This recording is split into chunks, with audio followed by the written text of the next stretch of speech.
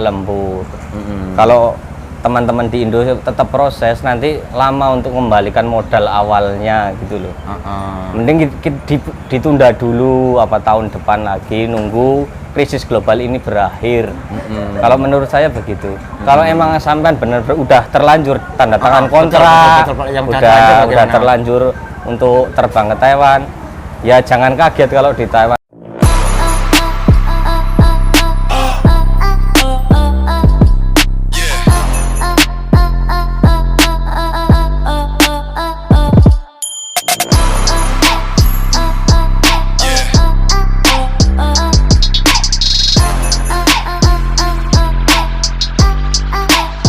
Let's see.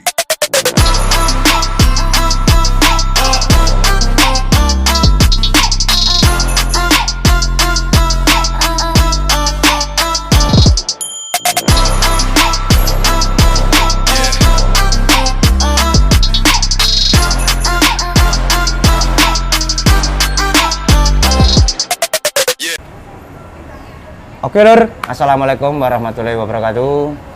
Salam-salam seduluran, salam sehat dimanapun Anda berada. Dan saya doakan mudah-mudahan tanpa ada kekurangan suatu hal apapun. Dan pada hari ini aku ketemu salah satu senior, aku ketemu salah satu saudaraku yang mungkin kalau bisa dikatakan ini bukan waktu yang singkat, 3 tahun kita tidak berjumpa. Betul tidak Mas? Betul, Tapi luar biasa. betul. Masih sehat? Alhamdulillah. Alhamdulillah. Gimana, Mas? Juga sehat. Juga sehat Mas.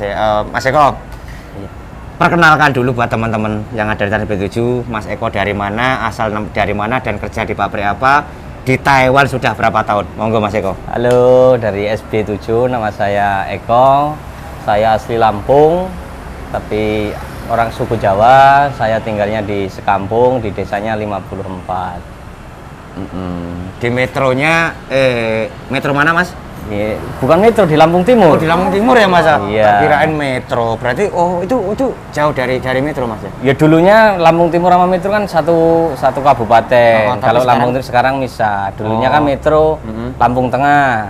Kita juga Lampung Tengah, sekarang berubah menjadi Kota Madia. Berarti agak lumayan dari metronya ya? Iya, 30 menit lah kalau dari rumah. Oh iya. Mas, di Taiwan sudah berapa tahun? Ya kalau untuk saat ini nanti Desember saya udah 6 tahun. 6 tahun. Kerja di pabrik opo Mas? Pabrik peleburan baja. Alhamdulillah. Gimana itu Mas? Di daerah Taichung sini juga, di daerah Tali tempatnya. Jadi gini Mas, kenapa saya mempertanyakan mungkin kerja di pabrik apa? Karena mungkin bagi teman-teman, bagi saudara kita yang mau masuk ke Taiwan, bahkan saya dulu pun waktu mau masuk ke Taiwan juga pernah dengar yang namanya pabrik peleburan baja. Betul. Sedikit banyaknya kita sharing, kita berbagi dengan teman-teman atau saudara kita yang mau masuk ke Taiwan. Kalau bisa dikatakan Mas, di pabrik peleburan baja itu kalau menurut sampean berat atau tidak Mas? Waduh, kalau dibilang berat ya berat, kalau dibilang tidak ya tidak. Tergantung kitanya sendiri.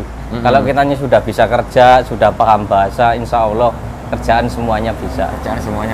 Jadi kalau dibilang berat hanya tergantung ke orangnya masing-masing. Iya, tergantung niat kerja di Taiwan apa tidak. Seperti itu. Terus untuk ini Mas, kalau dikatakan kan mungkin saya juga pernah dengar itu pabrik peleburan baja itu kan api besar, bahkan ada kayak wajannya yang untuk menggodoknya seperti itulah ya Mas. Betul. Kalau bisa dikatakan risiko dari pekerjaan itu apa Mas? Resikonya ya gini, kalau resikonya sangat bisa diminimalis lah. Yang penting kita jangan mabuk dalam waktu kerja, kitanya jangan ngantuk, jangan ngelamun. Insya Allah risiko semua itu bisa. Diminimalisir. Terus untuk safety-nya sendiri Mas? Untuk safety, untuk bagian saya kan alhamdulillah kalau orang Indo itu tepatnya cuma di bagian finishing aja. Oh, di bagian finishing. Jadi iya. sama tidak berkecimpung dalam pembakaran itu gitu Mas ya. Jadi betul. tidak ada risiko yang terlalu besar lah intinya seperti itu. Iya. Di safety-nya sendiri juga ada lah intinya. Mas, kalau untuk jam kerjanya sendiri kalau di pabrik peleburan baja itu bagaimana Mas? Untuk jam kerja untuk saat ini gara-gara inflasi ini, perang ini, untuk sudah 1 tahun 8 jam kerja. 8 jam kerja. Untuk lemburnya sendiri? Alhamdulillah tidak ada. Alhamdulillah tidak ada. Tapi mungkin bisa dikatakan gini Mas, Ini efek dari mungkin informasi-informasi ataupun krisis ini. Iya, krisis global. Ataupun mungkin perusahaan yang tidak bisa mengeluarkan barang atau bagaimana kalau menurut Saman sendiri, Mas? Ini kalau menurut saya kan customer kebanyakan dari pabrik saya itu customer dari Amerika, dari Jepang, dari Cina.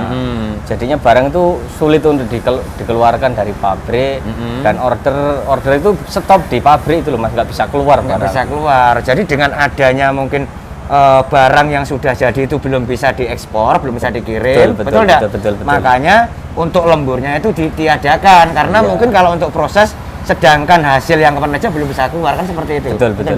Jadi dampak dari semua ini saat ini di Saman nggak ada lemburnya sama sekali. Nggak ada Mas. Nggak ada sama sekali ya. Kerja cuma 5 hari, Senin sampai Jumat, Sabtu Minggu libur. Libur total. Iya, sebelum 5 tahun ini saya kerja di itu Sabtu kerja lembur, over sampai 5 jam 6 jam. Wah, luar biasa. Udah 1 tahun inilah merasakan tiada lembur. Tiada lembur baru-baru inilah ibaratnya Baru-baru Mas ya. ini. Mas, sedikit bagi, sedikit sharing mungkin buat sahabat-sahabat kita, buat saudara-saudara kita. Ini adalah informasi ibaratnya kerja di peleburan itu kalau menurut Saman sendiri tadi udah diungkap, betul enggak? Iya. Saran dan mungkin motivasi dari Saman buat teman-teman yang sama dapat job seperti Saman, monggo Mas, buat teman-teman kita Mas. Ya, untuk teman-teman yang ada di Indo, pokoknya tetap semangat, tetap optimis untuk kerja di Taiwan. Tapi untuk tahun-tahun ini saya sarankan lebih baik jangan dulu. Soalnya banyak negara pabrik-pabrik di Taiwan itu mengalami kebangkrutan, nggak ada lembur. Kalau teman-teman di Indo tetap proses, nanti lama untuk kembalikan modal awalnya gitu loh. Mending ditunda dulu tahun depan lagi, nunggu krisis global ini berakhir. Kalau menurut saya begitu. Kalau emang sampean benar-benar udah terlanjur tanda tangan kontrak, udah terlanjur untuk terbang ke Taiwan, ya jangan kaget kalau di Taiwan ini kerjanya cuma 8 jam, 5 hari kerja. Itu kalau pabriknya masih bagus. Kalau kadang-kadang ada cuma 3 hari kerja, ada 4 hari kerja juga ada. Iya. Yang penting harus kuat dulu. Apa Mas yang perlu disiapkan ini kalau mungkin yang udah terlanjur nyampe di Taiwan ataupun mungkin yang udah terlanjur dapat job, yang perlu disiapkan menurut Saman ketika nanti sampai sini keadaannya seperti ini, mungkin saran dari Saman apa? Monggo. Ya, yang pertama mental. Harus yang pertama mental. Jangan bilang itu kerja di Taiwan gajinya besar, jangan. Nanti orang di rumah, orang tua mengharapkan sampai per bulan bisa kirim segini, pendapatan segini, jangan. Soalnya situasi di Taiwan lagi turun lah, bukan yang seperti tahun-tahun sebelumnya. Gitu. Mental pokoknya. Bawa duit nggak Mas kira-kira Mas? Ya kalau bawa duit ya bawalah untuk sebulan sebelum gajian. Takutnya sampai sini nggak ada di pabrik, nggak ada teman orang Indo. Nanti kalau makan makanan Taiwan sama Indonesia itu kaget. 80% itu berbeda sama masakan Indonesia. Oke Mas Eko, kita bisa naik video berikutnya. Ini lor salah satu mungkin yang dapat job ataupun mungkin yang sama jobnya dengan Masnya. Untuk saat ini informasi yang tak dapat dari Mas Eko, karena Mas Eko juga merasakan sendiri dampak daripada mungkin krisis global yang sekarang dirasakan di Taiwan, betul nggak Mas Eko? Betul. Kurangnya lemburan, kurangnya apa yang didapatkan, makanya cari informasi dulu yang benar-benar dulu, betul nggak Mas? Kalau memang sudah ada clearnya bagaimana, silakan Anda lanjutkan untuk proses kedepannya. Ya, mungkin cukup begitu aja dulu. Akhiri kalam, wabillahi taufiq wal hidayah. Wassalamualaikum warahmatullahi wabarakatuh.